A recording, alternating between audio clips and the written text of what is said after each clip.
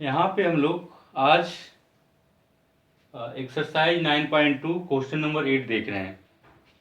Prove that the function this is the solution of differential equation this.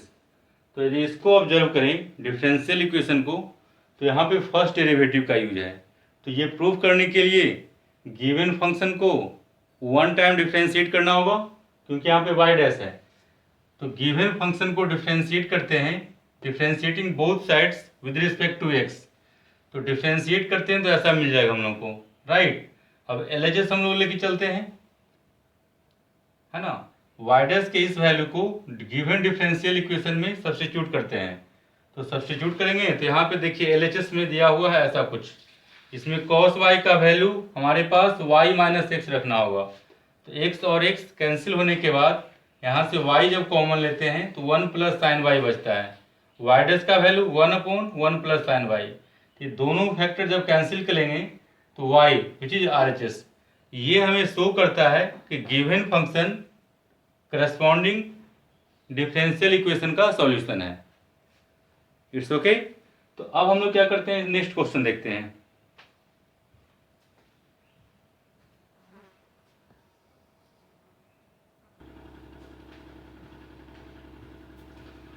Question number 9 देखते हैं हम लोग।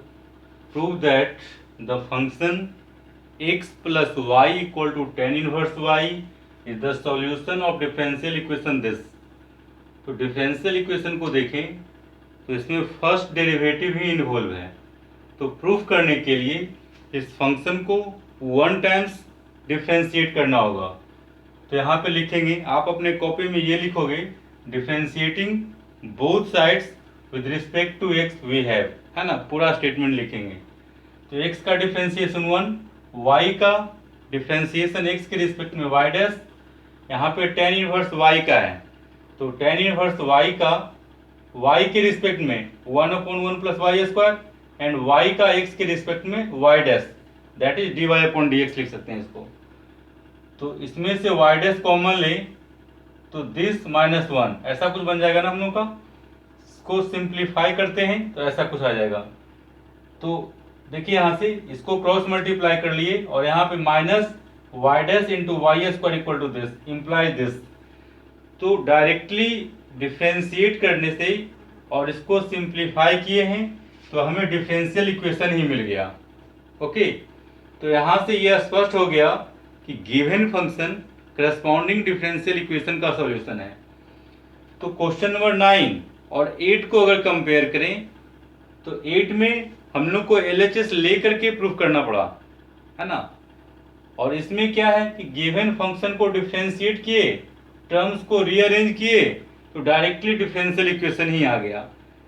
तो प्रूफ करने का जो टेक्निक हम लोग यूज कर रहे हैं वो डिपेंड करता है क्वेश्चन पे कि LHS लेके चले, इसका LHS लेके चले, डायरेक्टली डिफरेंशिएट करें, अरेंज करें, फाइनल आंसर मिल जाता है। तो इन सब चीज़ों को ऑब्जर्व करना है आपको और अप्लाई करना है। ओके। तो इस तरीके से इस एक्सरसाइज को हम लोग कंप्लीट कर लिए। अब नेक्स्ट एक्सरसाइज का क्वेश्चन देखते हैं। ओके ना।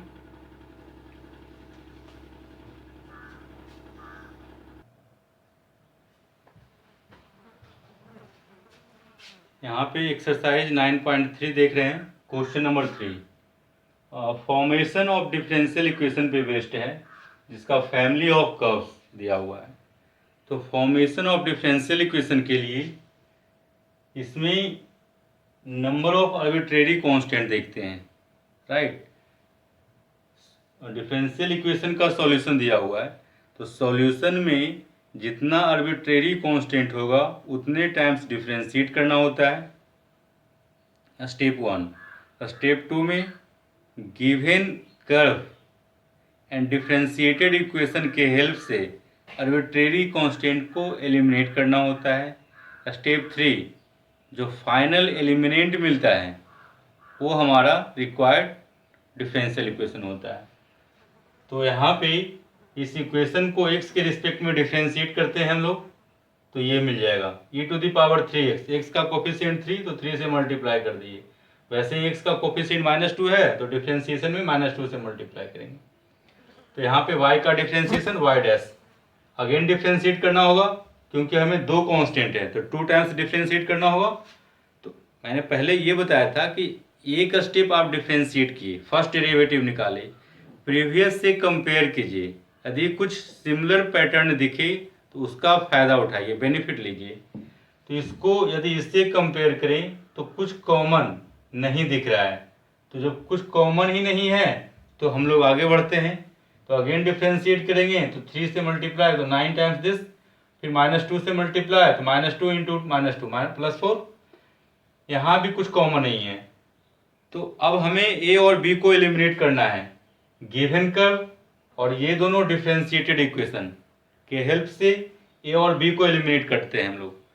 तो कांस्टेंट को एलिमिनेट करने के लिए आपको सोचना होगा कैलकुलेशन क्या यूज करें, है ना। यहीं पे आपका ब्रेन का यूज करने की ज़रूरत है। तो हमें ए और बी को एलिमिनेट करना है, तो क्या करते हैं, ये दोनों वैल्यू निकाल लेते हैं इन दोनों इक्वेशन से और फर्स्ट में पुट कर देते हैं। अब सपोज कीजिए कि यदि हम ये कैंसिल करते हैं तो यहाँ से ए का वैल्यू मिल जाएगा, ये होल का वैल्यू मिल जाएगा नहीं। तो सेकेंड इक्वेशन को 2 से मल्टीप्लाई करके थर्ड में ऐड करते हैं, equation 2 into 2 plus third equation, जो सर्कल किया हुआ इक्वेशन को रिप्रेजेंट करेगा और ये मल्टीपल को। तो जैसे ही करेंगे तो 2y dash plus y double dash, तो 2 से मल्टीप्लाई करेंगे इसके साथ करेंगे तो ये दोनों कैंसिल हो जाएगा ना, -4 times this plus 4 times this cancel. तो 2 से मल्टीप्लाई करेंगे तो 6 इंटू दिस और plus 9 into this, 6 plus 9 15 times this. तो ऐसे करने से हमें इसका वैल्यू, ए का वैल्यू यहाँ से मिल जाएगा। बी निकालना है तो ए को कैंसिल करना होगा, तो सेकेंड इक्वेशन को 3 से मल्टीप्लाई करते हैं और minus third equation, second equation into 3 minus third equation, तो 3y dash minus y double dash LHS में, RHS में ये दोनों कैंसिल हो जाएगा, -6 -4 -10 टाइम्स दिस। अब from first, fourth and fifth equation we have, तो देखिए यहाँ से a टाइम्स e⁻3x का वैल्यू यहाँ पे पुट करेंगे तो y इक्वल टू इसका वैल्यू दिस अपॉन 15 प्लस इसका वैल्यू हम लोग पुट करेंगे फिफ्थ इक्वेशन से, तो दिस अपॉन -10, राइट ना। अब इस इक्वेशन को सिंप्लीफाई करते हैं, तो सिंप्लीफाई करेंगे तो ऐसा कुछ मिल जाएगा, मीन्स ये हमारा रिक्वायर्ड डिफरेंशियल इक्वेशन है। तो फॉर्मेशन ऑफ डिफरेंशियल इक्वेशन थोड़ा सोच समझ के करना होगा कैलकुलेशन, है ना। आर्बिट्रेरी कांस्टेंट को एलिमिनेट कैसे किया जाए इस पर ध्यान देने की ज़रूरत है, इसके लिए प्रैक्टिस की ज़रूरत है हमें। ओके, नेक्स्ट क्वेश्चन देखिए।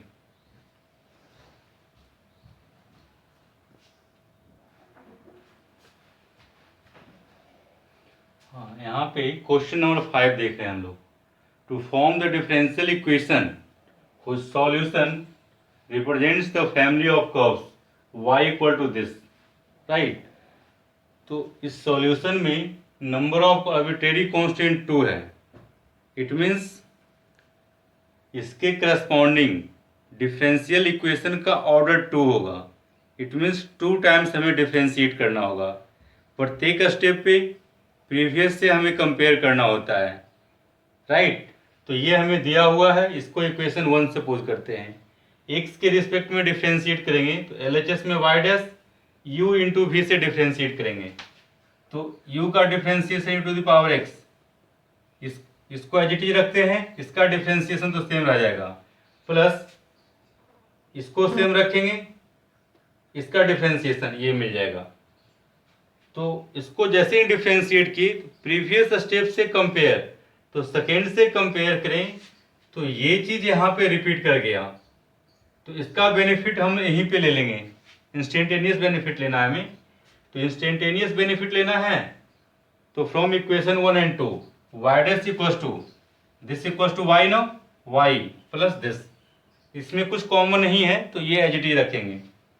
अब इसको नेक्स्ट टाइम्स डिफ्रेंशिएट करते हैं, so again differentiating both sides with respect to x we have, तो यहाँ पे y डबल डैश y का डिफ्रेंशिएशन x के रिस्पेक्ट में y डैश, अब अगेन u इंटू वी से इसका डिफ्रेंशिएशन, तो u का डिफ्रेंसिएशन v को एज इट इज रखे हैं plus u as it is v का डिफ्रेंसिएशन, राइट।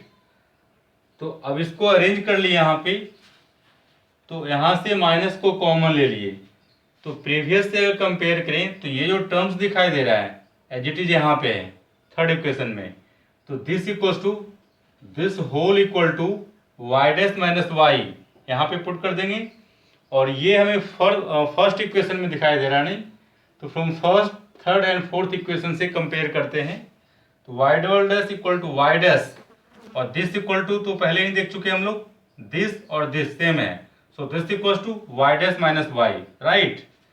और ये जो आपको दिखाई दे रहा है फर्स्ट इक्वेशन से y है। अब अरेंज कर दिए तो ये हमारा फाइनल डिफरेंशियल इक्वेशन आ गया। तो आप इस क्वेश्चन में बिल्कुल बढ़िया से देखें कि प्रीवियस स्टेप से कंपेयर करने का क्या बेनिफिट है ना। इसीलिए मैं बार बार बोलता हूँ कि लेक्चर में जितने क्वेश्चंस है प्रत्येक क्वेश्चंस को आप एंड तक देखिए, है ना, उससे कुछ बेनिफिट आप लीजिए, अपने कैलकुलेशन पावर को स्ट्रॉन्ग बनाइए, तभी जा करके एक हद तक परफेक्ट बन सकते हैं आप। Okay, next question.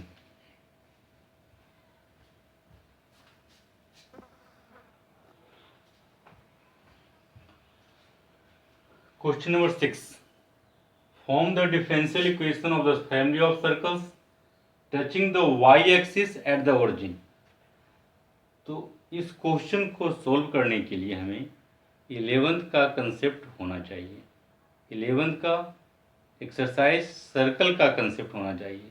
उसमें various standard form of equation of circle पढ़े थे, उसी को अगर फॉलो करें यहाँ पे, तो जब सर्कल एक्स एक्सिस को ओरिजिन पे टच करता है, it means centre circle x axis को ओरिजिन पे टच कर रहा है, एक सर्कल वाई एक्सिस को टच कर रहा है, वाई एक्सिस को टच कर रहा है ओरिजिन पे, it mean centre x axis पे लाई करेगा, राइट, सेंटर एक्स एक्सिस पे लाई करेगा, और सेंटर का जो एक्स कोऑर्डिनेट होगा वही हमारा रेडियस बन जाना चाहिए।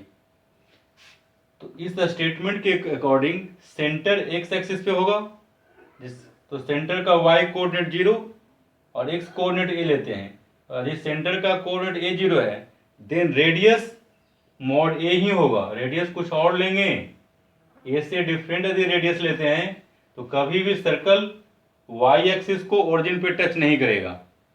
मतलब इस कंडीशन को सपोर्ट करने के लिए सेंटर का कोऑर्डिनेट ए 0 होना चाहिए और रेडियस मॉड ए, राइट। तो सेंटर और रेडियस दिया हुआ है, तो firstly equation of circle, centre यदि अल्फा बीटा होता तो x माइनस अल्फा का square plus y minus beta का स्क्वायर इक्वल टू रेडियस का स्क्वायर, तो सेंटर ए 0 है, तो x माइनस ए का whole square plus y minus 0 का whole square equal to a square. इस इक्वेशन को सिंप्लीफाई किए तो ये आ गया हम लोग को फर्स्ट इक्वेशन। तो इसमें आर्बिट्रेरी कांस्टेंट a 1 दिया हुआ है, तो सिंगल आर्बिट्रेरी कांस्टेंट है तो 1 टाइम्स ही डिफरेंशिएट करना होगा, तो differentiating this with respect to x square का 2x 2ax का डिफरेंशिएशन, यहाँ से 2a वाई स्क्वायर का y के रिस्पेक्ट में 2y एंड y का x के रिस्पेक्ट में y डैश। तो इस इक्वेशन से हम लोग 2a निकाल लिए, a को एलिमिनेट करना है ना फॉर्मेशन ऑफ डिफरेंशियल इक्वेशन के लिए, तो a को एलिमिनेट करना है, तो सेकेंड इक्वेशन से 2a का वैल्यू फर्स्ट इक्वेशन में पुट करते हैं, तो फ्रॉम इक्वेशन है 1 and 2 ऐसा कुछ। अब इसको अरेंज कर दिए तो ये हमें फाइनल डिफरेंशियल इक्वेशन मिल गया, ठीक है। तो ये जो एक्स्ट्रा कंसेप्ट 11th का है ये भी हमारे पास होना चाहिए। Okay, next question.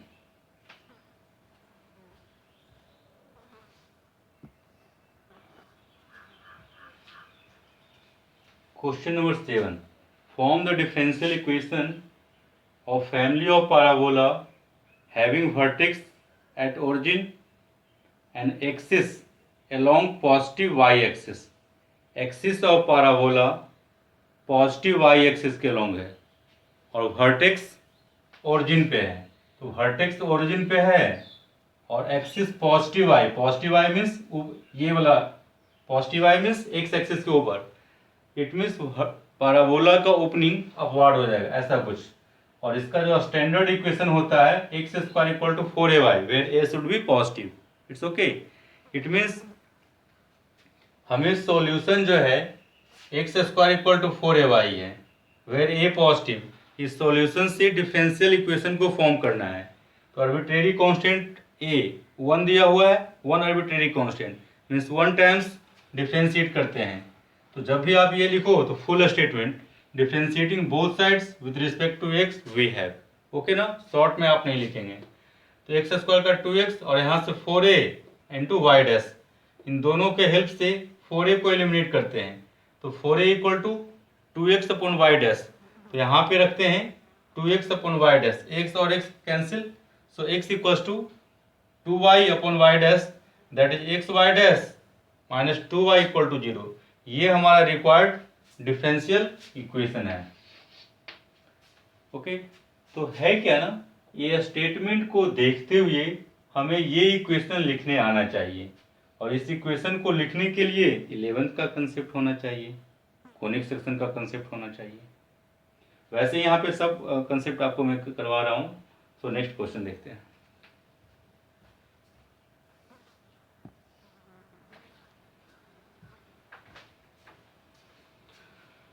Question number 8 हम लोग देख रहे हैं। Form the differential equation of the family of ellipses having foci on Y axis and centre at origin. Ellipse का फोकी वाई एक्सिस पे है, तो फोकी जिस एक्सिस पे होता है वो एक्सिस मेजर एक्सिस है। It means since foci lies on Y axis therefore x axis will be major axis. Sorry, foci lies on Y axis, foci y axis पे है तो मेजर एक्सिस जो है वाई एक्सिस हो जाएगा, right. तो major axis Y axis होगा और साथ ही साथ सेंटर ओरिजिन पे है। तो इलिप्स का स्टैंडर्ड इक्वेशन ये होता है। लेकिन जब मेजर एक्सिस वाई एक्सिस है तो बी स्क्वायर बड़ा होगा और ए स्क्वायर छोटा होगा। तो यहाँ जो इक्वेशन लिखेंगे हम लोग ऐसा कुछ, A square is less than B square, right. B square बड़ा है, बी स्क्वायर ग्रेटर है, तो वाई एक्सिस मेजर एक्सिस हो जाएगा। अब इस फैमिली ऑफ कर्व्स में, फैमिली ऑफ इलिप्सेज में दो आर्बिट्रेरी कांस्टेंट है, 2 आर्बिट्रेरी कांस्टेंट है। इट मीन्स 2 टाइम्स हमें डिफरेंशिएट करना होगा। तो firstly differentiating both sides with respect to x we have, तो 1 अपॉन ए स्क्वायर बाहर है, एक्स स्क्वायर का 2x, 1 अपॉन बी स्क्वायर को बाहर कर दिए, वाई स्क्वायर का 2y into y dash, right ना। इसको अगेन x के रिस्पेक्ट में डिफरेंशिएट करते हैं, तो 2x का 2 हो गया, 2 अपॉन बी स्क्वायर को मैंने बाहर रखा कांस्टेंट को, वाई वाई डैश का डिफरेंशिएशन, तो वाई यू इंटू वी से, तो वाई इंटू इसका वाई डबल डैश प्लस इसका डिफरेंशिएशन वाई डैश और ये एज इट इज। अब इन फर्स्ट सेकेंड थर्ड के हेल्प से ए और बी को एलिमिनेट करना है। तो क्या करते हैं ना, थर्ड इक्वेशन से 2 अपॉन ए स्क्वायर का वैल्यू सेकेंड इक्वेशन में पुट करते हैं। तो देखिए 2 अपॉन ए स्क्वायर का वैल्यू माइनस ये होल हो जाएगा, तो माइनस दिस इंटू एक्स, नहीं 2 अपॉन ए स्क्वायर इंटू एक्स, तो 2 अपॉन ए स्क्वायर का वैल्यू इंटू एक्स अब प्लस ये जो दिया हुआ है, इसको अरेंज किए हम लोग तो ऐसा बन गया। यही हम लोग का फाइनल डिफरेंशियल इक्वेशन है। It's okay. Next question,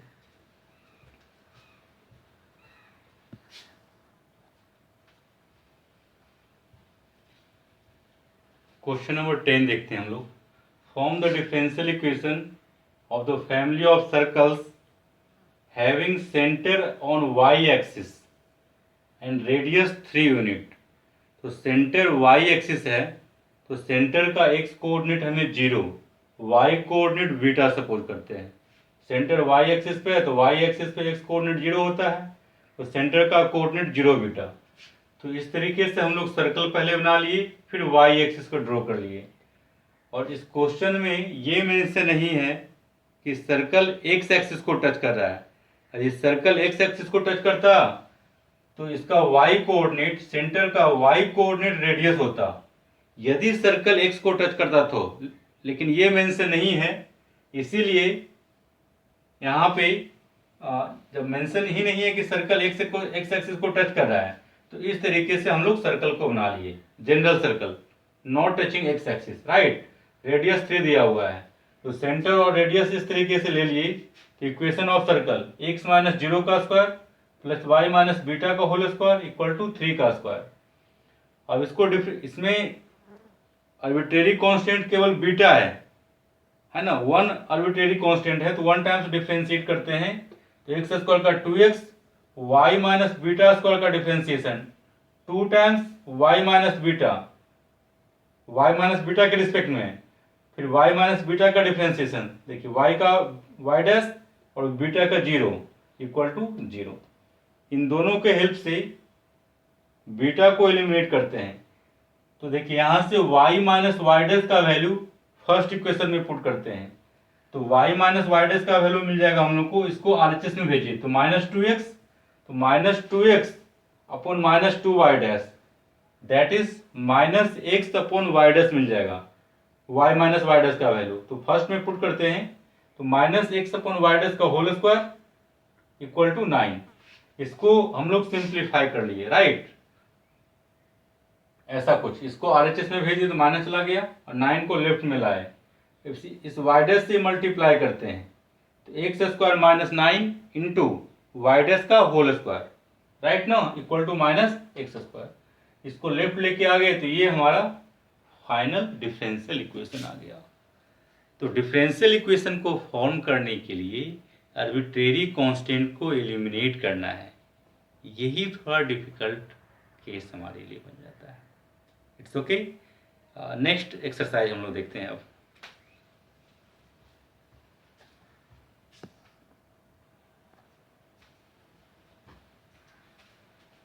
exercise 9.4 question number 13, solve differential equation this. इस इक्वेशन को आप ऑब्जर्व कीजिए, तो यहाँ पे हम लोग को दिख रहा है कॉस थीटा इक्वल्स टू ये ट्रिगोनोमेट्रिक फंक्शन, ये जो आपको डेरिवेटिव दिखाई दे रहा है कॉस का एंगल है, तो इसको पॉलिनोमियल में एक्सप्रेस करने के लिए इनवर्स में हम लोग जाते हैं, राइट। कॉस, देखिए कॉस थीटा इक्वल्स टू लिखा हुआ है 1/2, then cos inverse 1/2 equals to theta लिखते हैं। Similarly cos inverse a equals to D Y upon D x हो जाएगा, ये यहाँ आ जाएगा और d Y upon D x इधर जाएगा, तो ट्रिगोनोमेट्री से ITF में मूव करते हैं, राइट ना। So cos inverse A equal to D Y upon D X. Cos inverse A ये कांस्टेंट होगा, इसमें x और y इन्वॉल्व नहीं है, तो अब x और y को सेपरेट कर लेते हैं, so D Y equal to this into D X. जब x और y दोनों सेपरेट हो गया उसके बाद हम लोग इंटीग्रेट करेंगे, राइट ना। 1 का इंटीग्रेशन y के रिस्पेक्ट में y, और यहाँ पे इसका integration x, constant of integration.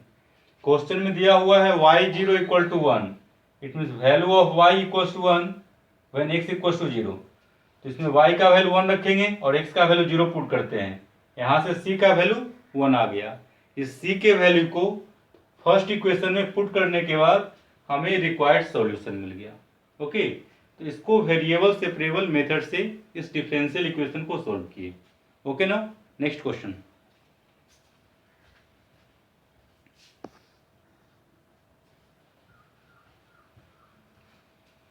Question number 15 देखते हैं। Find the equation of a curve passing through the point 0, 0 and which differential equation is this.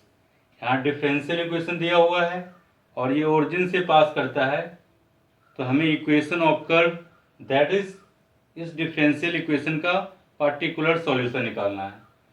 तो y dash it means D Y upon D X का value e⁻x into sine X. अब यहाँ से directly x और y को हम लोग separate कर रहे हैं, d Y equal to this into D x, बिल्कुल क्लियर है। D y and d x को हमें ऊपर ही रखना है, न्यूमरेटर में रखना होता है। सो अब d Y equal to this, जब दोनों सेपरेट हो गया तो इसको हम लोग इंटीग्रेट करते हैं, तो यहाँ पे y equal to integration of this is first equation. अब u इंटू वी से इसको इंटीग्रेट करते हैं बायलेट रूल से, है ना, ILATE rule, sorry ILATE rule by parts method of integration. तो इस तरीके से हम लोग इंटीग्रेट कर रहे हैं। ओके, अब इसके बाद यहाँ पे क्या करते हैं, इसको अगेन बाय पार्ट से इंटीग्रेट करने के बाद देखिए ये एक्सप्रेशन रिपीट किया है फ्रॉम 1 से। 1 में जो इंटीग्रेंड है वही चीज यहाँ पे है, तो इसका वैल्यू हम लोग y पुट कर लिए हैं। यहाँ पे माइनस है, that's why minus y, plus constant of integration plus c हम लोग फॉलो करते आ रहे हैं, कहीं भी लिख सकते हैं, राइट ना। तो अब क्या करते हैं कि ओरिजिन से पास कर रहा है तो इसका बेनिफिट लेते हैं कांस्टेंट ऑफ इंटीग्रेशन c को इवेल्युएट करने में। तो from equation 2, since equation 2 passes origin, तो y equal to 0 and x equal to 0 put करेंगे। 0 साइन 0 का वैल्यू 0, तो ये होल 0 हो जाएगा। e to the power 0 1 cos 0 1, it means यहाँ पे -1 लिखाएगा। -0 y का वैल्यू 0 है प्लस c, तो यहाँ से c इक्वल टू 1। अब अगेन ये वैल्यू सेकेंड में पुट करते हैं तो हमारे पास ये पार्टिकुलर सॉल्यूशन मिल जाता है। तो इस तरीके से हम लोग क्वेश्चन सोल्व कर रहे हैं। इट्स ओके, नेक्स्ट क्वेश्चन देखते हैं।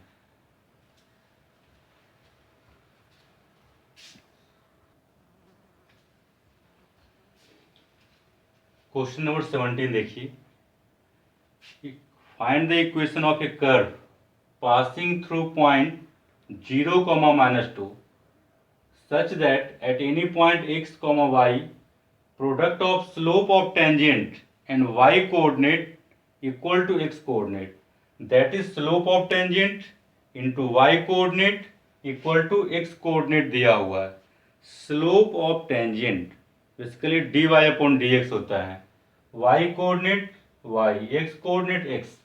अब यहाँ से x और y को सेपरेट करते हैं तो y dy equal to x dx। Separate जैसे ही हुआ तब हम लोग बोथ साइड इंटीग्रेट कर लेते हैं, तो y square upon 2 equal to x square upon 2 plus c।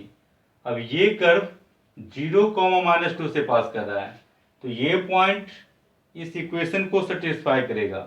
यहाँ से c का वैल्यू 2, ये वैल्यू को इस इक्वेशन में सब्स्टिट्यूट करेंगे तो ये हमें फाइनल कर्व का इक्वेशन मिल जाएगा, है ना। तो जो स्टेटमेंट दिया हुआ है उस स्टेटमेंट से फर्स्टली डिफरेंशियल इक्वेशन को फॉर्म किए, डिफरेंशियल इक्वेशन को सोल्व करेंगे तो कर्व का हमें इक्वेशन मिल जाएगा। इट्स ओके ना। नेक्स्ट क्वेश्चन देखते हैं।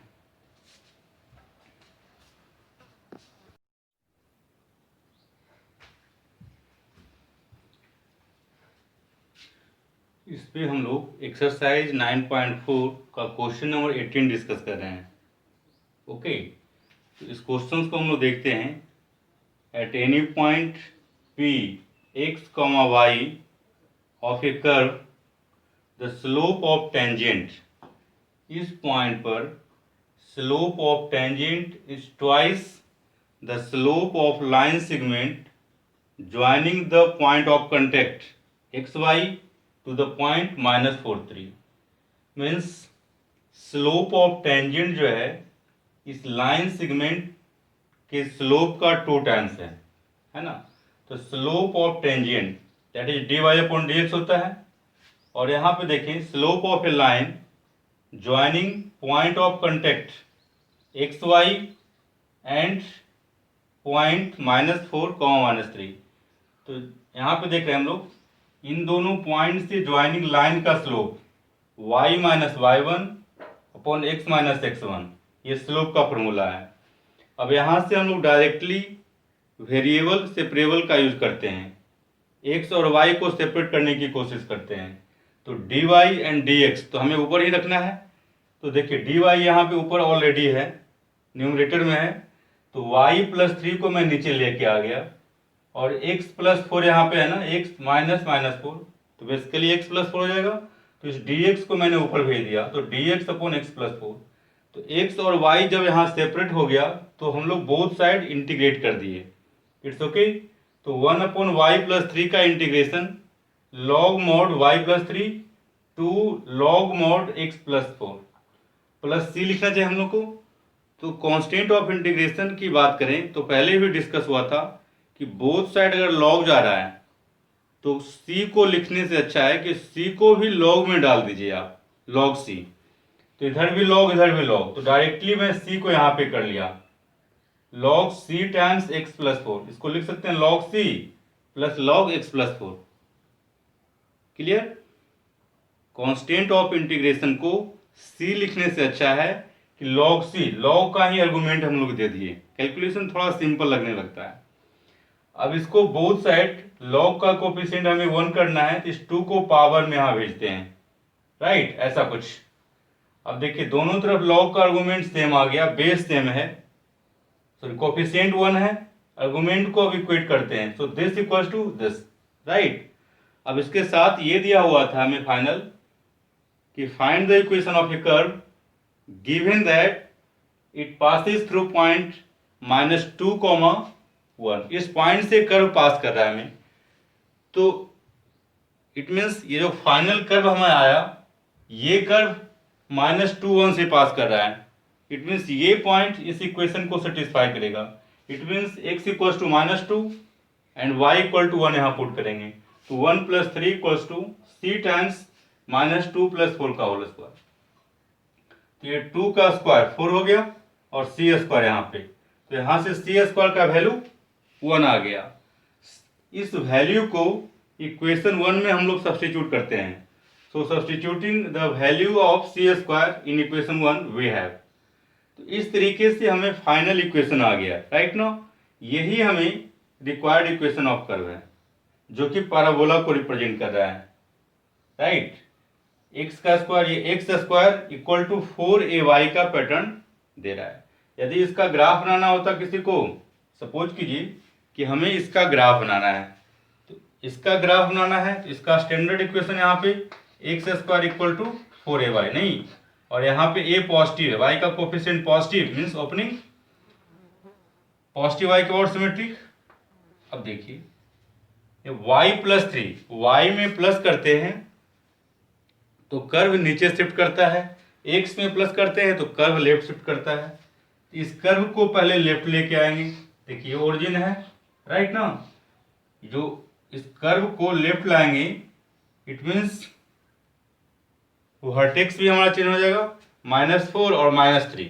देखिए -4 यूनिट लेफ्ट लेके आ गए, राइट, -4 यूनिट लेफ्ट लेके आ गए और -3 यूनिट नीचे लेके आ गए, तो ये हमारा वर्टेक्स आ गया, राइट ना। ये कर्व नीचे आया फिर लेफ्ट आएगा, मीन्स यहाँ पे ये वर्टेक्स हो गया ओपनिंग अप साइड में। अब यहाँ से ये देखना है कि y एक्सिस को किस पॉइंट पे कट करेगा, तो y एक्सिस को किस पॉइंट पे कट करेगा, उसके लिए हम लोग को x को 0 करेंगे, तो x को 0 करो तो 16 - 3 13, y equals to 13 means positive y axis को कट करेगा। तो यहाँ से पॉजिटिव y मीन्स ओरिजिन से ऊपर कट करवाएंगे हम लोग, देखिए ऐसे कुछ। तो इसका ग्राफ ये बन गया।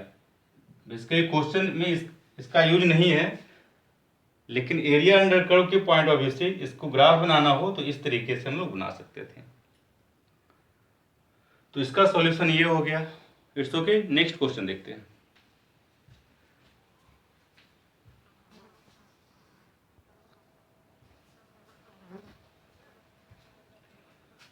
क्वेश्चन नंबर 19 देखते हैं हम लोग।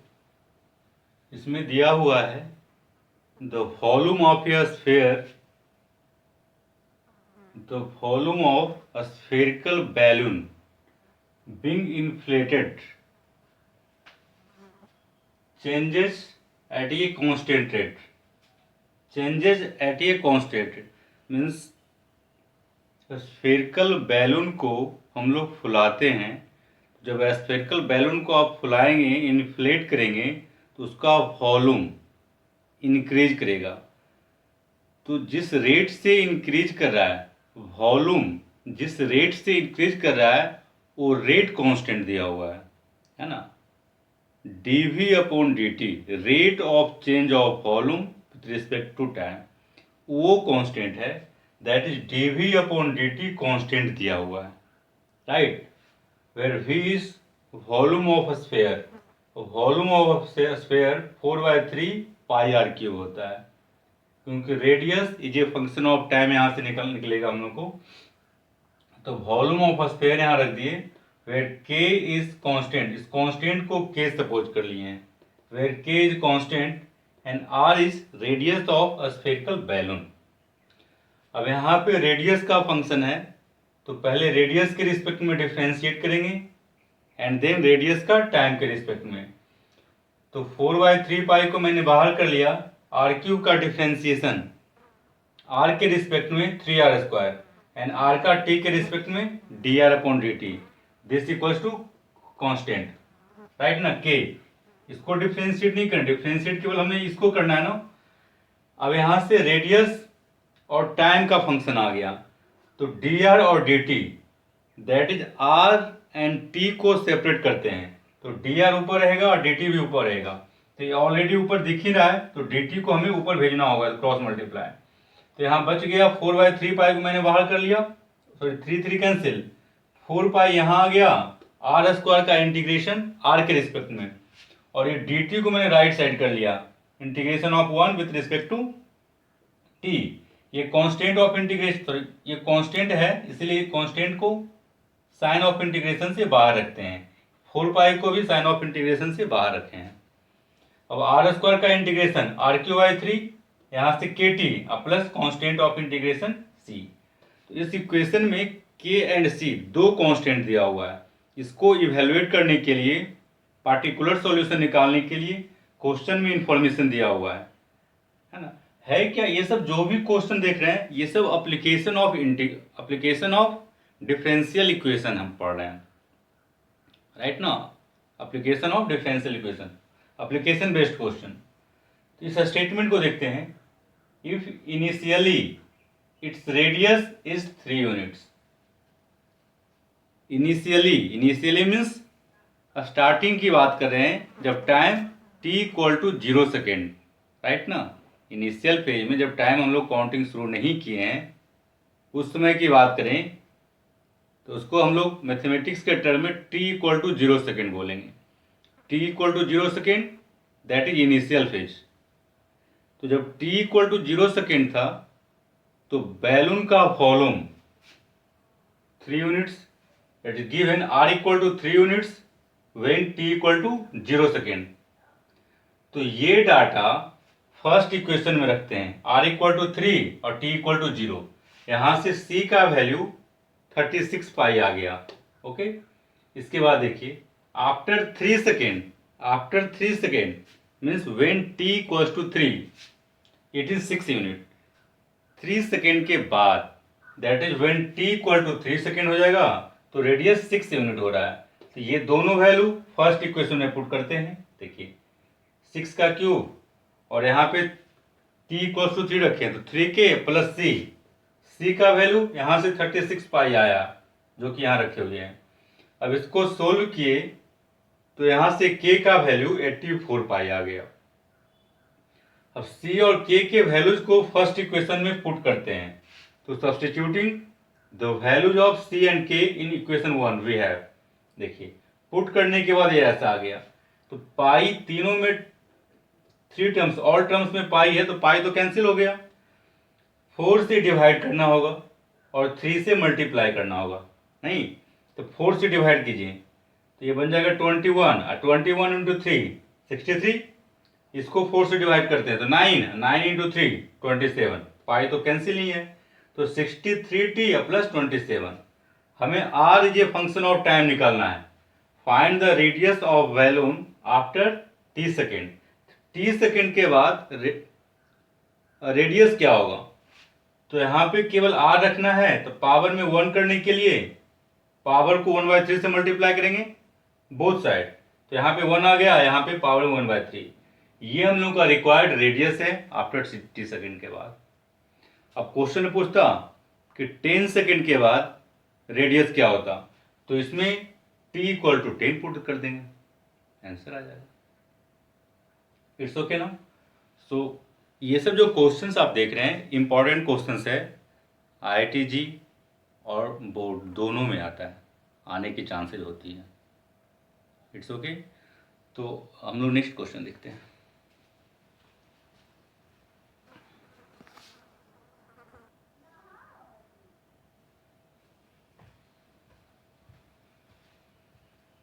क्वेश्चन नंबर 20 देखते हैं। In a bank principal increases continuously at the rate R% per year, R% per year के रेट से प्रिंसिपल इंक्रीज करते हैं। तो यदि P is the principal value है ना, तो प्रिंसिपल कंटिन्यूअसली इंक्रीज करता है R% के रेट से, मतलब rate of change of principal value with respect to time increase कर रहा है, मीन्स पॉजिटिव होगा। Rate of change of principal with respect to time, that is dp upon dt, है ना। प्रिंसिपल वैल्यू कांस्टेंट रेट से, sorry principal value increase कर रहा है टाइम के रिस्पेक्ट में, that is differentiation of p with respect to time t। Rate of change of principal value with respect to t, ये दिया हुआ है R% के रेट से इंक्रीज कर रहा है। तो R% of principal value p, it means R by 100 into p, that is RP upon 100।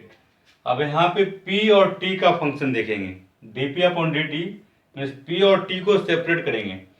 तो P यहाँ पे दिखाई दे रहा है, R तो कांस्टेंट है ना, तो इस P को हमें नीचे लेके आना होगा और dt को ऊपर लेके चले गए, क्योंकि dP और dt तो हमें ऊपर ही रखना होगा।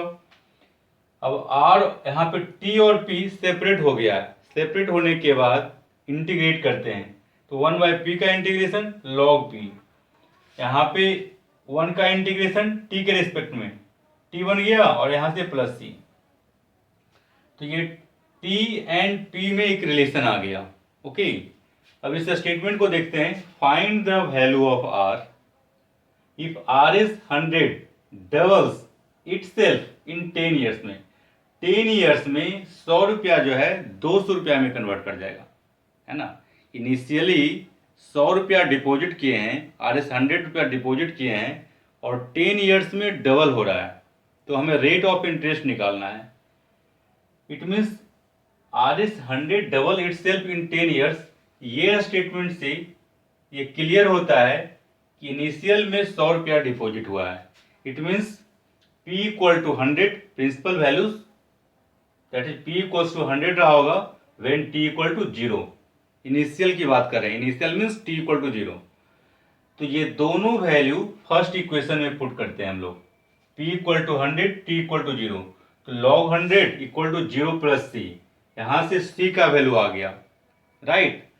जब टाइम 10 ईयर्स होगा तो ये वैल्यू डबल हो जाएगा, that is P equal to 200 हो जाएगा जब time 10 years, T equal to 10। तो ये दोनों वैल्यू अगेन फर्स्ट इक्वेशन में पुट करते हैं, तो log 200 equal to R by 100 into T का वैल्यू 10 प्लस C। अब इस C का वैल्यू यहाँ पे हम पुट कर चुके हैं log 100। ओके, तो अब यहाँ से R by 10 equal to log 100 minus log 200 minus log 100, तो यहाँ से log m minus log n, that is log m by n का फॉर्मूला log 2। तो R by 10 equal to log 2 आ गया, so R equal to 10 times log 2, नहीं log 2 का value दिया हुआ है यहाँ से 0.6931, तो ये वैल्यू यहाँ रख दिए हैं। So R equal to 10 times this, अब इसको मल्टीप्लाई करेंगे तो 6.931 आ जाएगा। रेट ऑफ इंटरेस्ट है तो यहाँ पे परसेंटेज में आंसर आएगा। तो एप्लीकेशन को समझने की ज़रूरत है। इस स्टेटमेंट से मैथमेटिकल टर्म हमें देना है, वहाँ से डिफरेंशियल इक्वेशन फॉर्म करता है, सोल्व करते हैं तो फाइनल आंसर होता है ना। डिफरेंशियल इक्वेशन को सोल्व करने की ज़रूरत होती है। तो डिफरेंशियल इक्वेशन को फॉर्म कैसे करना है, वहाँ उसके लिए रेट ऑफ चेंज, ये टर्म आपको समझना होगा प्रत्येक क्वेश्चन में। ये इक्वेशन लिख कैसे रहे हैं, राइट ना। प्रिंसिपल इंक्रीज कर रहा है, it means rate of change of principal value, rate of change of principal value, that is dp upon ds, dt upon dt। जिस तरीके से आप पढ़ते हैं वेलोसिटी के बारे में, velocity rate of change of displacement, dx upon dt होता है। Rate of change of displacement x, that is dx upon dt। वैसे ही यहाँ पे दिया हुआ है principal increase at the constant, sorry principal increases continuously at the rate. यहाँ पर रेट वर्ड यूज हुआ है, प्रत्येक क्वेश्चन में यूज हो ही जाता है आपको, डिफरेंशियल इक्वेशन का जो एप्लीकेशन है, प्रिंसिपल कंटिन्यूअसली इंक्रीज करता है at the rate means dp upon dt equal to r% of principal value. अब यहाँ से डिफरेंशियल इक्वेशन को फॉर्म कर लिए, सोल्व किए, तो फाइनल आंसर आ गया हम लोग को। ये जो लिमिट का बात है, इस लिमिट को यूज कैसे करना है ये भी आपको सीखना है यहाँ पे।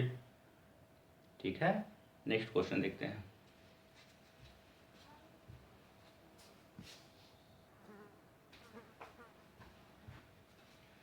Question number 20।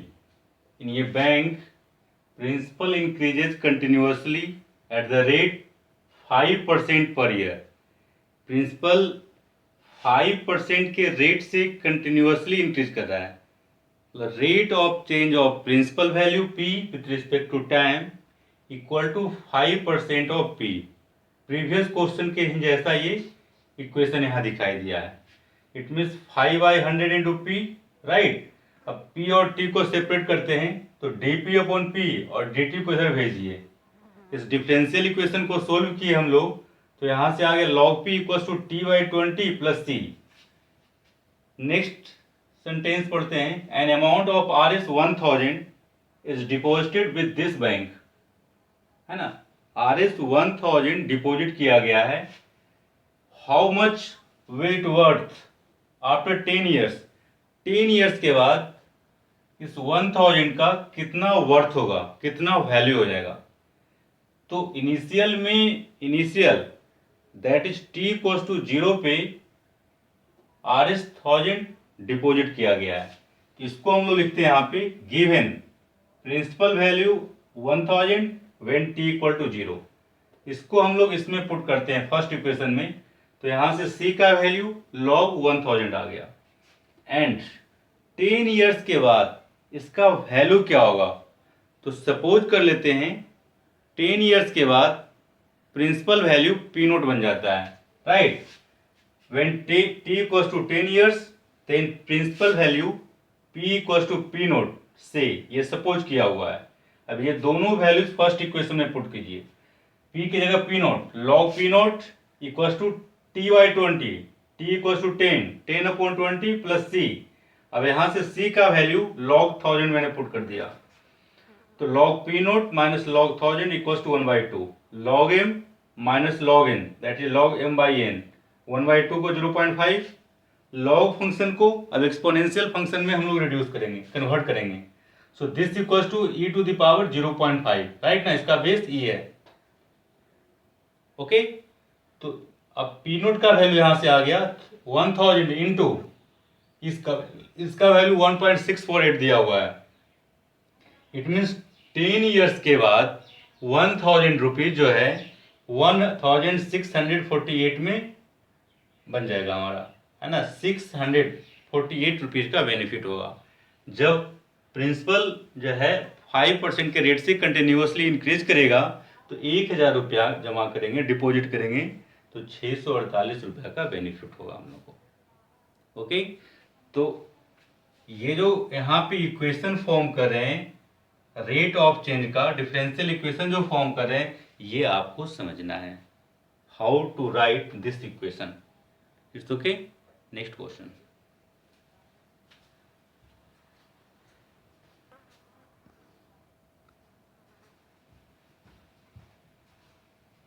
क्वेश्चन नंबर 22 यहाँ देख रहे हैं हम लोग। इन ये culture the bacteria count is 1 lakh, means initial में that is when t equals to 0 number of bacteria n equals to 1 lakh है। The number is increase bye 10% in 2 years. जब time t equals to 2 years रखेंगे तो bacteria 10% से increase करेगा, right. तो यदि initial में सपोज कीजिए 100 है, तो 2 ईयर्स के बाद कितना हो जाएगा,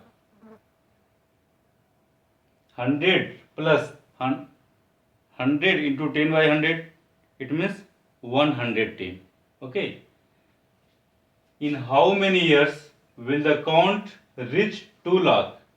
कितने ईयर्स में number of bacteria 2 lakh, means 1 lakh का 2 लाख कितने ईयर्स में होगा।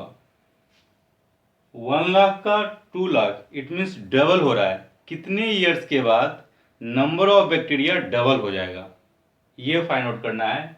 जब rate of growth of bacteria, rate means dy upon dx की बात करें, rate means differentiation of y with respect to x, है ना। Rate of change of displacement with respect to time, that is velocity होता है, dx upon dt। लेकिन यहाँ पर rate of growth of bacteria means number of bacteria का increase करना, that is dn upon dt। जैसे ही रेट की बात करेंगे, कुछ और मेंशन नहीं कर रहा है, तो टाइम के रिस्पेक्ट में डिफ्रेंशिएट करेंगे। Rate of growth of bacteria means increasing of number of bacteria, that is dn upon dt is proportional to the number of present. dn upon dt is proportional, ये जो sign दिखाई दे रहा है ये proportional का sign है। dn upon dt is proportional to number present, तो number of bacteria को n सपोज करते हैं, तो rate of change of bacteria with respect to time is proportional to number n। अब इसको रिमूव करेंगे तो kn लिखेंगे equal to kn, where k is proportionality constant and n is the number of bacteria present. अब ये differential equation form कर गया। इस डिफरेंशियल इक्वेशन को सोल्व करना है, तो इसको आप लिख सकते हैं dn अपॉन n ऐसे कुछ इक्वल्स टू k dt। अब दोनों सेपरेट हो गया हमारा, इंटीग्रेट किए, log n equals to kt plus c। Okay, अब जो इन्फॉर्मेशन दिया हुआ उसका बेनिफिट लेते हैं हम लोग। इनिशियल में बैक्टीरिया 1 लाख है, तो given n equals to 1 lakh when t equal to 0। इस 1 लाख को n नोट सपोज किए हैं, 1 लाख को n नोट सपोज किए हैं, से लिखा हुआ है व्हेन t इक्वल टू 0। तो ये वैल्यू फर्स्ट इक्वेशन में पुट कीजिए, तो log n naught equals to 0 plus c, तो यहां से c का वैल्यू हमें मिल गया। जब time t equals to 2 years होता है, तो नंबर ऑफ बैक्टीरिया देखिए n naught plus n naught into 10/100, 10% के रेट से इंक्रीज कर रहा है। तो 2 साल के बाद number of bacteria 11 n naught by 10, where n naught is initial number of bacteria. अभी ये दोनों वैल्यू अगेन फर्स्ट इक्वेशन में पुट करेंगे, तो ऐसा कुछ आ जाएगा। और इस इक्वेशन से 2k का वैल्यू आप निकाल सकते हैं, 2k equals to log m minus log n, that is log m upon n। It means 2k equal to log 11/10। तो ये दो इक्वेशन से c और k का वैल्यू आ गया। ये दोनों वैल्यूज फर्स्ट इक्वेशन में पुट करते हैं। So substituting the values of c and k from equations 2 and 3 in equation 1 we have। तो k और c का वैल्यू पुट करेंगे तो ऐसा आ जाएगा, देखिए log, यहाँ पे log n equal to k times t, यहाँ पे t आ गया और ये k का वैल्यू प्लस c का वैल्यू। ओके, अब यहाँ पे ये पूछ रहा था कितने ईयर्स में नंबर ऑफ बैक्टीरिया डबल हो जाएगा। तो सपोज करते हैं वो t ईयर्स के बाद, when t equals to t naught होता है, t नोट ईयर्स के बाद नंबर ऑफ बैक्टीरिया डबल हो रहा है, 2 लाख हो रहा है, दैट इज 2 लाख को आप 2n नोट कर सकते हैं, n0। अब ये दोनों वैल्यू फोर्थ इक्वेशन में पुट करते हैं, n equals to n naught 2n note.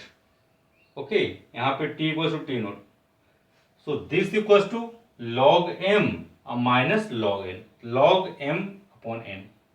So this equals to log 2 आ गया।